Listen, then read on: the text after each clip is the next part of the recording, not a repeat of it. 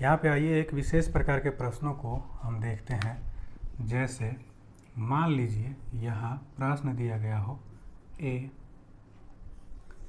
फिर रूट के अंदर a, इस तरह से ये जो मान दिया गया है वो अनंत तक यदि दिया गया हो तो इसका आंसर क्या होगा।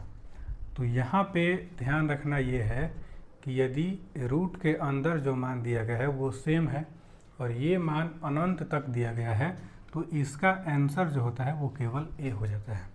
जैसे उदाहरण के तौर पर यदि हम यहाँ एक उदाहरण लें, जैसे यहाँ पे दिया गया है √3, यहाँ √3, इस तरह से ये √3 अनंत पदों तक लिखा गया है।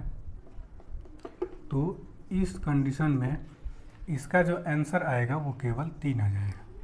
लेकिन यदि इसमें मान लीजिए a का मान अनंत पद तक ना दे करके एक निश्चित संख्या तक दे दिया गया है, जैसे यहाँ पे कहता है n पदों तक, तो n पदों तक इसका यदि मान दिया गया हो तो अब हम इसको क्या करेंगे। तो इसका फॉर्मूला ये है कि यहाँ पे a लिख देंगे और यही वाला मान हम यहाँ लिख देते हैं और इसके पावर में से यहाँ पे 1/2 के पावर n, 1 में से 1/2 के पावर n यहाँ पे हम घटा लेते हैं। तो इससे जो मान प्राप्त होता है वो इस प्रकार के प्रश्नों का आंसर आता है। जैसे मान लीजिए यहाँ पे प्रश्न दिया गया हो कि यहाँ हमें मान निकालना है √2